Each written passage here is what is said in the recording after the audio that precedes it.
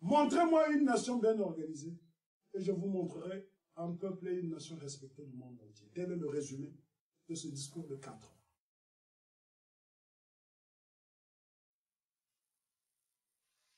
Et là, Garvey, son alliance, il ne dénonce pas son alliance avec le Ku Klux Klan, reçoit le financement du Ku Klux Klan. Il renforce la capacité de la Black Star Line, sa compagnie maritime, qui est censée ramener les Noirs vers l'Afrique. Il achète plusieurs navires et cette compagnie maritime prospère. Garvey a même le génie, en tant qu'autodidacte, d'initier une forme de SICAV qui permettra aux Noirs, voici donc la licence que Garvey reçoit du gouvernement américain, une licence, le capital de la Black Star Line, c'est 10 millions de dollars, s'il vous plaît, à l'époque. Nous sommes dans les années 20. 10 millions de dollars dans l'appareil de 5 dollars. Si vous divisez 10 millions par 5 dollars, ça vous donne un capital, ça vous donne 2 millions de personnes qui veulent être actionnaires de la société et retourner en Afrique. 5 dollars, ça représente une grosse somme à l'époque. C'est excessif. Parce que le nègre ne gagne 22 000 dollars, celui qui est bien payé.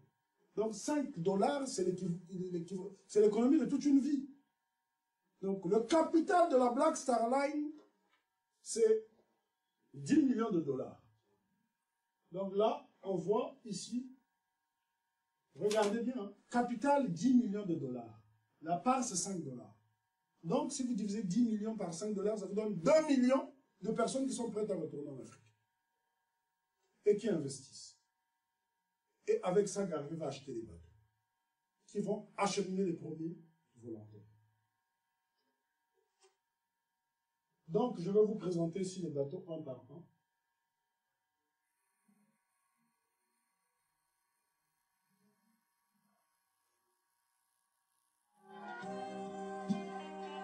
Ça, c'est le plus grand bateau qui a la capacité de contenir au moins 1000 passagers.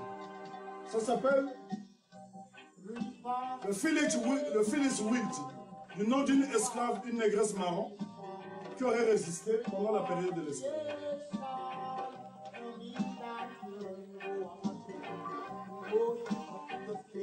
Tous ces navires appartiennent à la Black Star Line.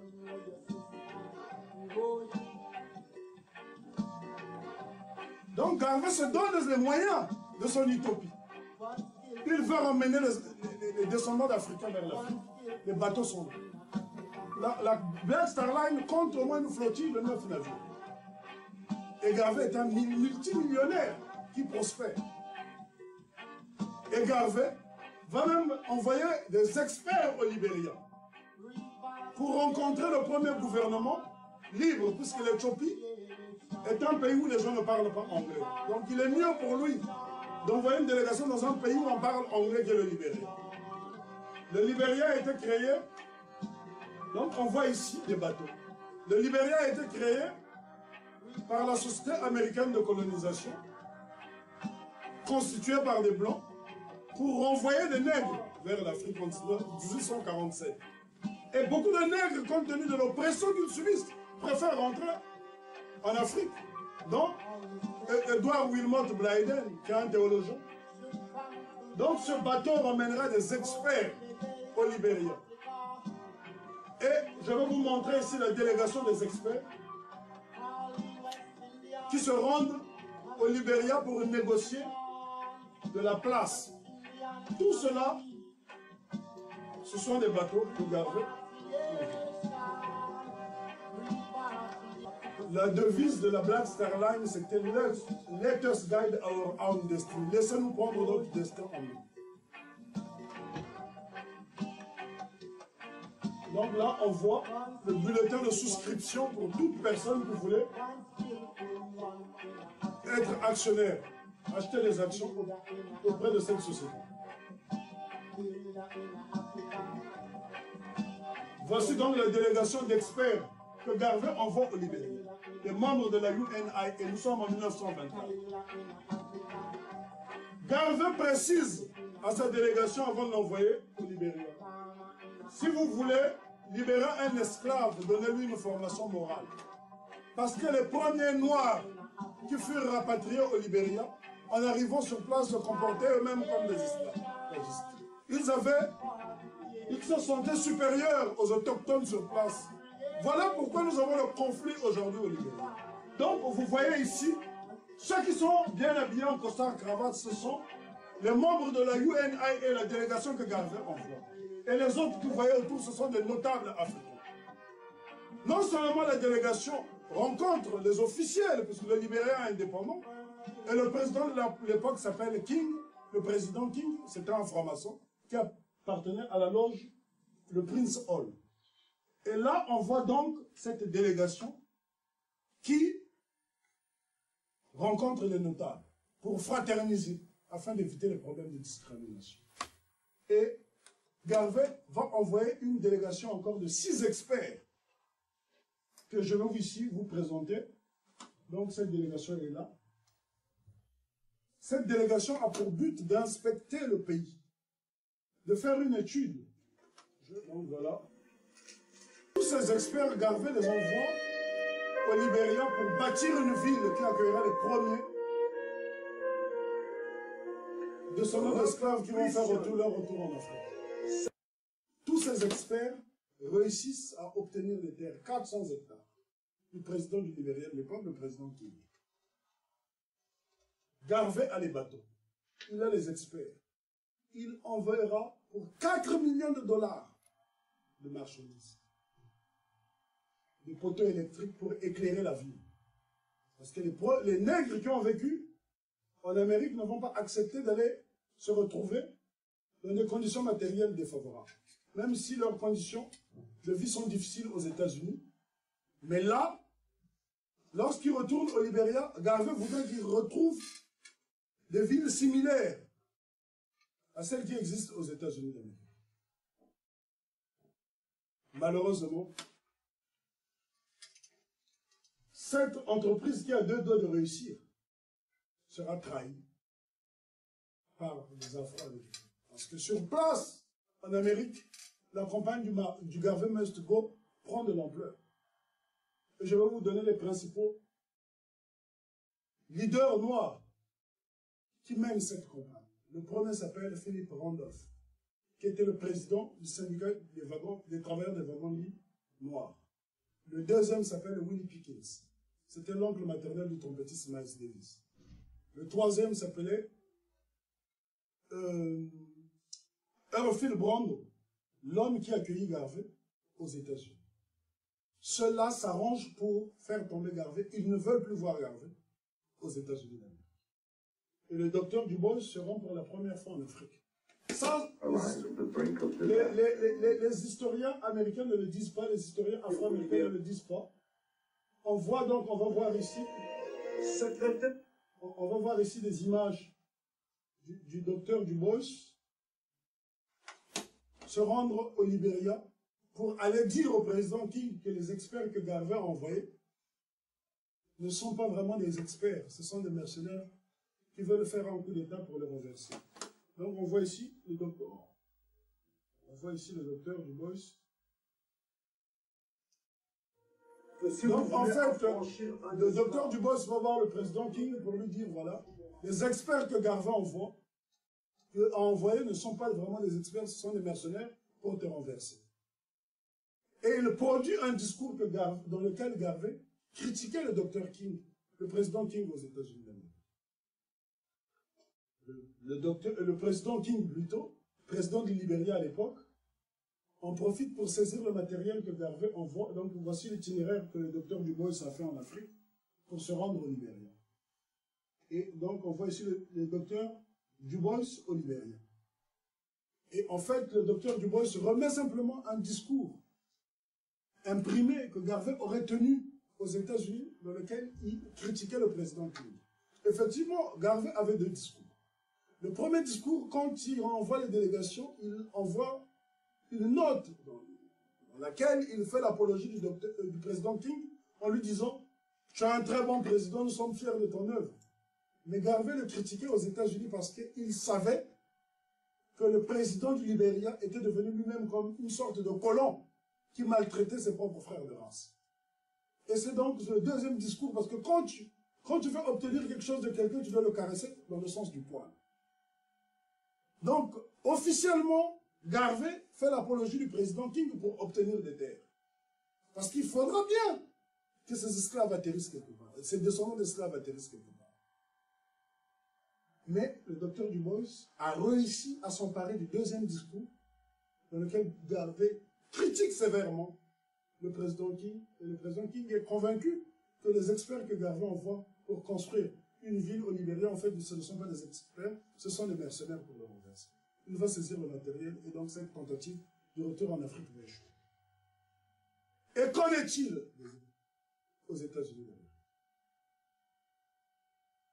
Aux États-Unis d'Amérique, Garvey sera trahi. La plupart de ses collaborateurs, les principaux membres de son organisation, vont rentrer en collision avec le FBI. Voici le premier homme qui trahit Garvey. Agent 800, c'est son nom de code. Agent 800, c'était son nom de code. Ce document vient de la CIA, du FBI. Lui était un expert que Garvey avait permis de devenir marin, capitaine de bateau. Il sera l'homme qui sera chargé d'acheter des bateaux, mais cet homme rentrera en collision avec d'autres. Enfin, il aura en quelque sorte une alliance secrète avec des industriels, des armateurs qui lui vendront des mauvais navires. Elle est prise sur relevé. Ce qui explique que la plupart des bateaux de la Black Star Line feront naufrage, parce qu'ils étaient de mauvaise qualité. Et les bénéfices dont Garvey en tirait iront dans les réparations, dans les frais d'entretien. Donc Garvey est trahi par un de ses collaborateurs qui devient un agent du FBI. Qui est cet homme? C'est l'expert comptable qui enverra Garvey en prison. Il s'appelle George Tobias, originaire de Bahamas. Tobias, lui aussi travaille pour John Edgar Hoover. C'est lui qui falsifiera les comptes qui feront que Garvey aille en prison. Garvey sera condamné pour mail fraude. Fraude postale. Ça s'appelle fraude postale aux États-Unis. L'équivalent, je ne sais pas comment l'expliquer en français. Pour 5 $. Fraude postale de 5 $. Imaginez-vous quelqu'un qui brasse des millions, qui est multimillionnaire, puisse être condamné pour une fraude de 5 $. La fraude est vraiment mince. Qui était le juge qui va condamner Garvey? Ce juge n'était autre qu'un juriste de la NAACP, l'organisation rivale de son mouvement. On voit ici Garvey, emmené par des agents du FBI, au Thompson Jail d'Atlanta. Donc Garvey écopera d'une peine de prison de 5 ans, soit 1 année par dollar. On voit ici Garvey en prison, au Thompson Jail d'Atlanta. Il fera un discours fleuve. Le discours s'appelle Live in Prison. Garvey est condamné à 5 ans d'emprisonnement.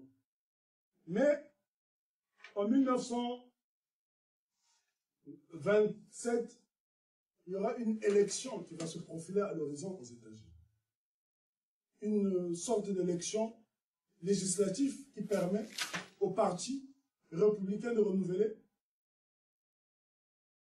ses sénateurs au Congrès. À l'époque de l'esclavage, après la guerre de sécession, il y avait des Noirs qui avaient réussi à avoir le droit de vote dans certains États du Sud. Et la plupart de ces Noirs-là étaient membres de la UNIA. Garvey avait une grande influence sur eux. Donc le gouvernement républicain de l'époque craignait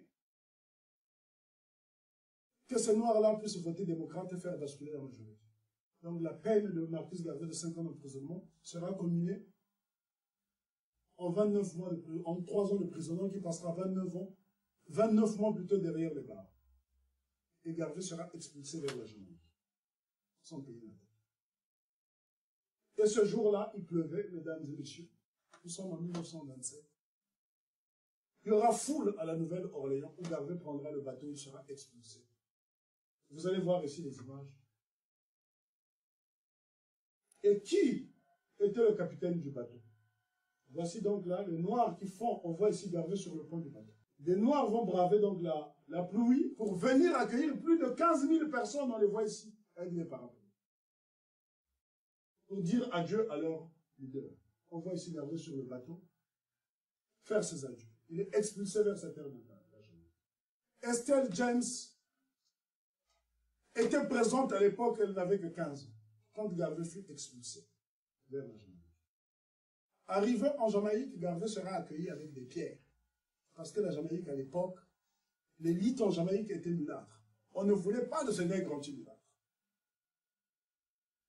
Pendant ce temps, aux États-Unis, tous les partisans de Garvey, tous les membres de la UNAE seront harcelés. Quand on te voyait même avec un badge de la UNAC où tu étais soupçonné, tu perdais systématiquement ton emploi. Tous les membres de Garvey seront harcelés. Et ses collaborateurs vont faire main basse sur tous les biens du mouvement pour en faire des biens personnels. Ainsi, petit à petit, va s'effondrer le plus grand mouvement nègre qui n'ait jamais existé aux États-Unis, l'Amérique et d'ailleurs dans le monde.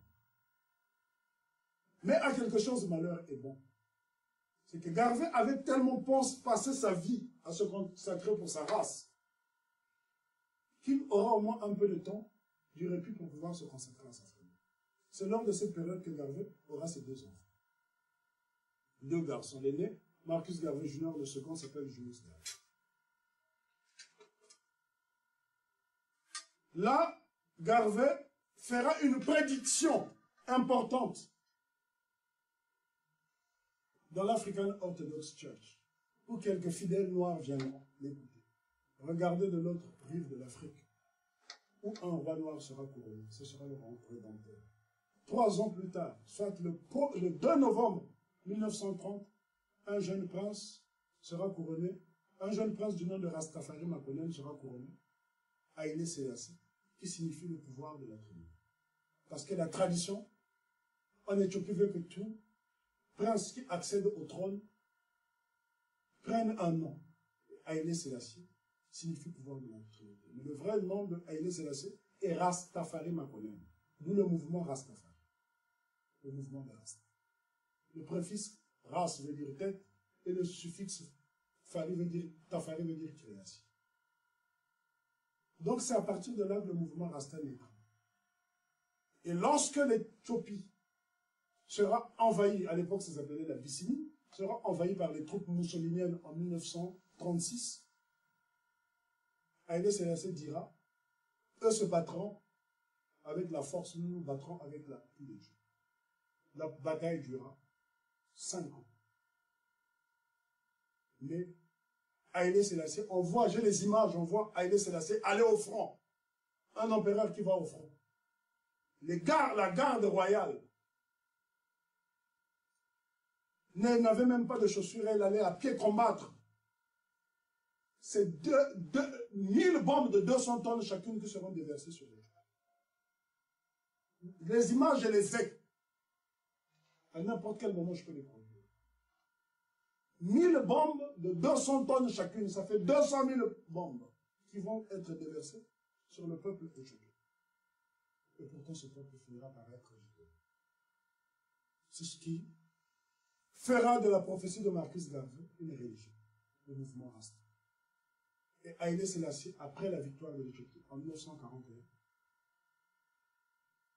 décidera d'offrir des terres à tous ces Noirs qui avaient créé la fédération éthiopienne à l'extérieur pour soutenir le peuple éthiopien dans sa résistance contre l'agression italienne.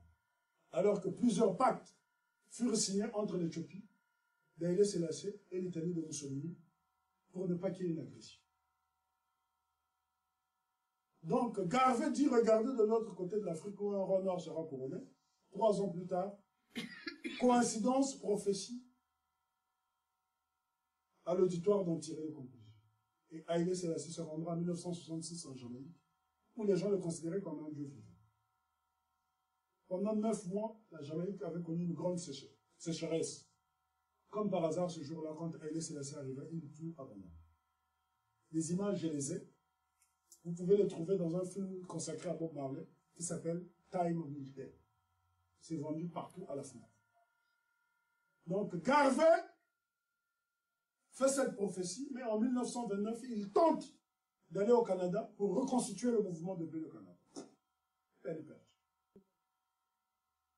Il y a même un avertissement. Le Ku Klux Klan considère que Garvey a échoué dans son entreprise de rapatrier les nègres. Donc, le Ku Klux Klan ne veut plus non plus entendre parler de Garvey. Lorsque Garvey se rend au Canada pour reconstituer le mouvement, ironie du sort, l'un de ses lieutenants aux États-Unis est pendu par ce même Ku Klux Klan. Ce lieutenant s'appelait Earl Little, qui n'est autre que le père de Malcolm Little, qui deviendra plus tard Malcolm X. Les chiens ne font pas les chiens. Garvey reviendra en Jamaïque. Il y abandonnera femme et enfant pour tenter l'aventure en Angleterre en 1935. Au lieu de se consacrer à sa famille avec le peu de moyens, il lui restait non. Garvey n'abdique pas. Il veut absolument ramener les nègres en Afrique. Moi, à sa place, franchement, j'aurais profité un peu de ma famille. Lui sera en Angleterre en 1935, en laissant femme et enfant en Jamaïque. Et on voit Garvey à Hyde Park Corner, endroit où je me rends encore régulièrement quand vous allez à Londres. Vous avez un parc qui s'appelle Hyde Park et un coin qu'on appelle le Speaker Corners. Garvey était là tous les dimanches pour prêcher la fierté raciale. Mais les Anglais ont un proverbe qui dit « Second will never be better than first ». Le second n'est jamais meilleur que le premier. Ainsi, le mouvement, le plus grand mouvement noir, s'effondrera totalement. Garvey ne réussira pas à reconstituer le mouvement en Angleterre.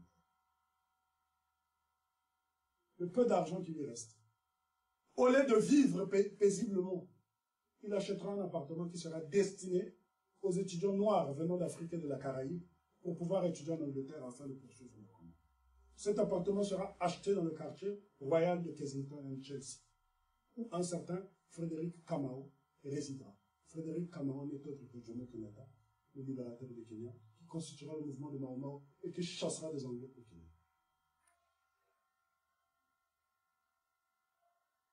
Le 9 juin 1940, un éditorialiste du nom de George Padmore